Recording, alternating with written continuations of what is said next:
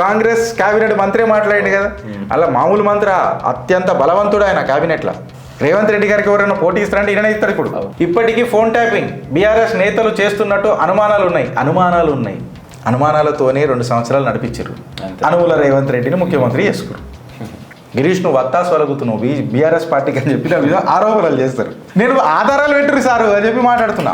2 సంవత్సరాలు అయినాక కూడా మీరు ఆధారాలు పెట్టకపోతే మీరు ఆడుతున్నాయి అన్ని అయోమయాలే కదా. అంతే.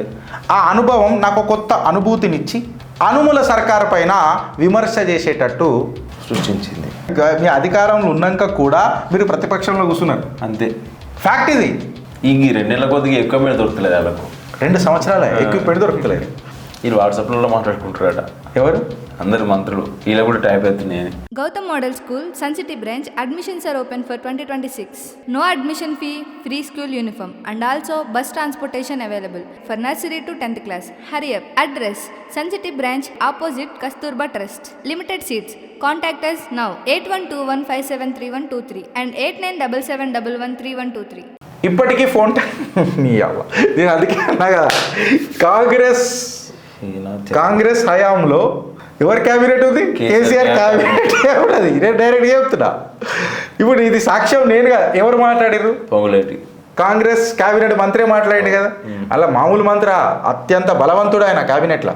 రేవంత్ రెడ్డి గారికి ఎవరైనా పోటీ ఇస్తారంటే ఈయన ఇస్తాడు. ఇప్పుడు నాకు ఆయననే పోటీ అని కూడా అనిపిస్తాడు. డైరెక్ట్గా చెప్తున్నా. రేవంత్ రెడ్డి ఈయనే ఉన్నాడు.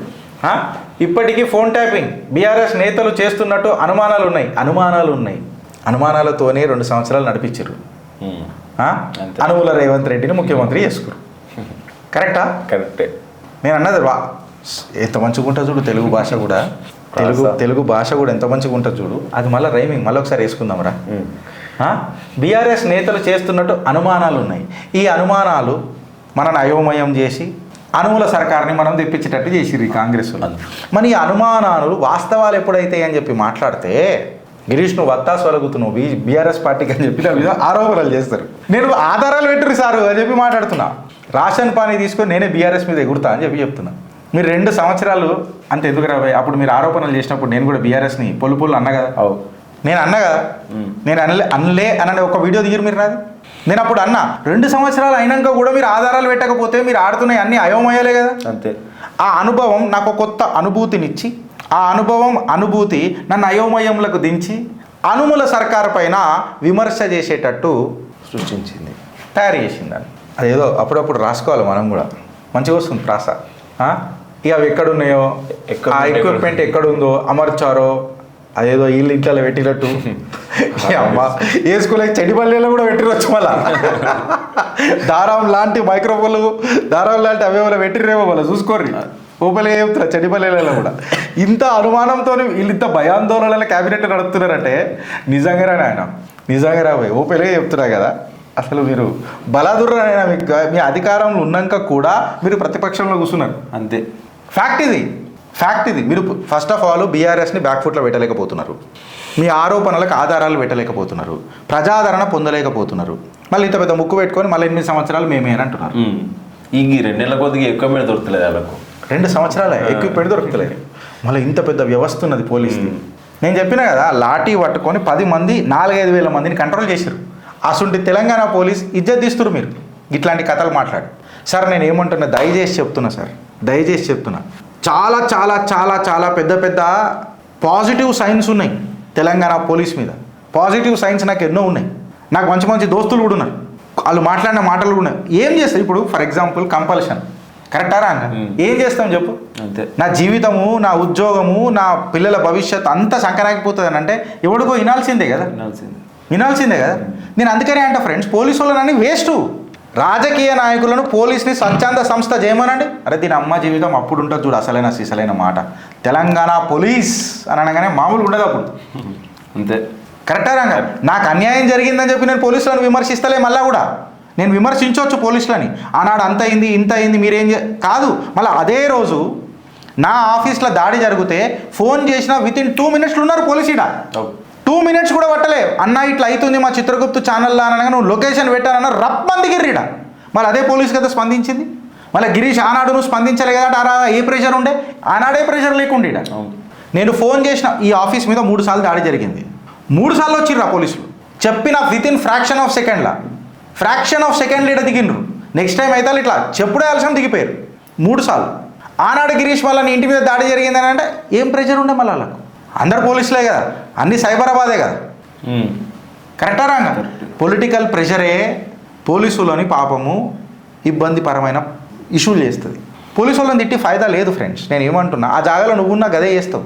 ఇప్పుడు నేను ఒకటి ఏమంటా అంటే స్వచ్ఛందంగా ఒక మాట మాట్లాడుతున్నా, అదేమంటారు, లంచం ఇచ్చుడు తప్పు. ఆడు తీసుకుంటుండే గిరీష్ నా పని జల్దీ కావాలని నువ్వు ఇస్తున్నావు, మళ్ళీ నువ్వు సుఖమైనోడువా? కాదు. నువ్వు సుఖమైనోడువా? మళ్ళీ సకదనం ఎక్కడ పోయింది అక్కడ? నువ్వు బయటికి రాగానే సౌమిని సాంప్రదాయాన్ని సుప్పిరని మాటలు మళ్ళీ మాట్లాడుతావు. అంటే నీకు వేరే ప్రెషర్ లేకుండా నీ పని సాఫీగా జరిగిపోనిగా నువ్వు ఏదైనా చేస్తావు. అదే వేరేడు చేసిండు అనుకో వ్యభిచారం అంటావు. పోలీసుల పరిస్థితి కూడా గట్టనే పడైంది ఇప్పుడు. అరే వీళ్ళు కోర్టులు ఇచ్చిన తీర్పులను ఇంప్లిమెంట్ చేస్తలేరు బ్రదర్. పాపం పోలీసు వాళ్ళు ఏం చేస్తారు?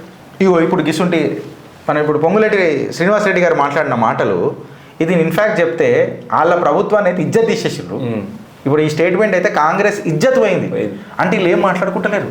అందుకనేమో హిల్ట్ పాలసీ కూడా బయటపడ్డది అప్పుడు. వీళ్ళు వాట్సాప్లలో మాట్లాడుకుంటారట ఎవరు? అందరు మంత్రులు. వీళ్ళ కూడా టైప్ అవుతున్నాయని.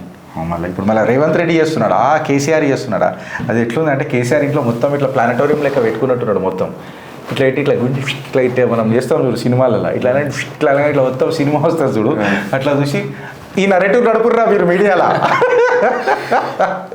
ఇది మీరు అట్లనే చెప్తున్నారు కదా. ఇప్పుడు నేను మద్దతు తెలిపిన అంటారు బీఆర్ఎస్కి.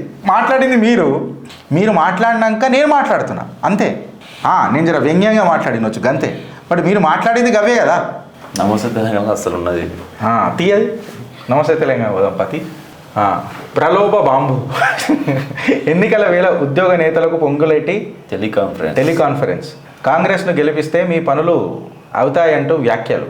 సామాజిక మాధ్యమంలో వైరల్గా మారిన ఆడియో క్లిప్.